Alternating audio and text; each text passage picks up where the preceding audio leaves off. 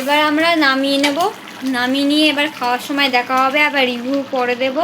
আপাতত সবাইকে টাটা, ভালো থাকো, সুস্থ থাকো। রান্নাগুলো তো হয়েই গেল, খাচ্ছ, খাবারটা একটু খেয়ে বলো তো। ওই মাছের বেগুন দিয়ে আলু দিয়ে মাছের ঝোলটা একটু কেমন হচ্ছে একটু খেয়ে বলো তো তুমি।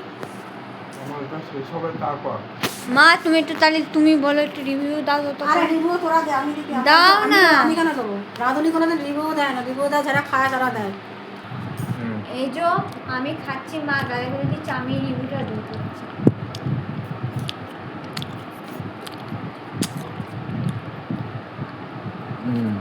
খুব ভালো খাচ্ছে, দারুণ খেতে, নুন ঝাল সবই ঠিক আছে, পুরো পারফেক্ট।